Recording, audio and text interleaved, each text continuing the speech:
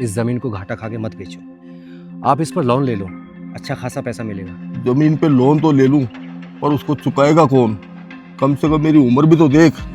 ये शायद जमीन उसके ही बाग की बची हुई है तो बेच रहा हूँ। काका, मैं आपकी समस्या समझ सकता हूँ, लेकिन इस ज़मीन को बेचना इस समस्या का हल नहीं है। फिर भी मैंने आपके कहने पर बिल्डर से बात की है, वो भी आता ही होगा इस ज़मीन को देखने के लिए।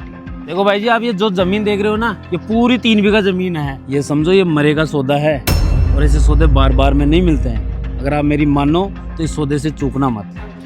नमस्कार जी। नमस्कार जी। काका, ये वही बिल्डर है जिनके लिए मैं बात कर रहा था आपसे। नमस्कार जी। नमस्कार जी। वैसे आप आपकी जमीन को किस भाव से बेच रहे हो?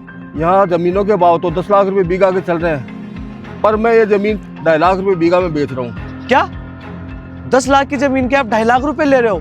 क्यों, ऐसी क्या गड़बड़ है इस जमीन में? अरे नहीं बेटा, कोई गड़बड़ नहीं है इस जमीन में। आप चाहो तो पूरे कागज देख लो इस जमीन के। अरे तो फिर भी कुछ तो बात होगी ना, जो आप इतना घाटा खाकर आपकी ये जमीन बेच रहे हो। बेटा, अगले महीने मेरी बेटी की शादी है, और मेरी भी इच्छा है कि मैं अपनी बेटी की शादी बड़े धूमधाम से करूं। मैंने हर रिश्तेदारों के सामने अपना हाथ फैलाया, मगर किसी ने मेरी मदद नहीं की, और इसी कारण मैं इस जमीन को इतने सस्ते भाव में बेच रहा हूँ। माफ करना, ये सौदा पसंद नहीं आया। अरे भाई जी, आप पागल हो रहे हो क्या? ऐसे मरे के सौदे बार बार नहीं आते हैं। और अपन कौन सा उससे जबरदस्ती जमीन खरीद रहे हैं? वो तो अपनी मजबूरी में बेच रहा है। अपन को उसकी मजबूरी का ही तो फायदा उठाना है। हाँ यार संजय जी, आप ये बात तो बिल्कुल सही बोल रहे हो। तो फिर चलो अपन डील कर लेते हैं इस जमीन की। क्या हुआ भाई साहब, आपने बताया नहीं सौदा क्यों अच्छा नहीं लगा?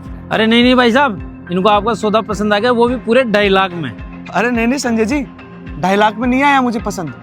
अरे क्या हुआ बेटा, अगर 2.5 लाख रुपए में ये सौदा पसंद नहीं आया है तो 2 लाख रुपए बीघा के दे दो मुझे। पर बेटा, ऐसे कैंसिल करके मत जाओ, मुझे इस समय पैसों की सख्त जरूरत है। अंकल जी, मैं ये सौदा कैंसिल करके नहीं जा रहा, बल्कि आपकी मैं जमीन 2.5 लाख की जगह पूरी 10 लाख में खरीद रहा हूँ। पर बेटा, मैं तो तुम्हें 2.5 लाख रुपए बीघा में बेच रहा हूँ, तुम मुझे पूरे 10 लाख रुपए बीघा क्यों दे रहे हो? क्योंकि अंकल जी, मैं यहाँ पे जमीन का सौदा करने आया था, ना कि आपकी मजबूरी का। और वैसे भी आज तक मैंने मेरे बाबूजी से एक बात सीखी है कि जब कोई इंसान मजबूर होता है ना, तो उसकी मजबूरी का फायदा नहीं, बल्कि उसकी मजबूरी के अंदर उसकी मदद करनी चाहिए।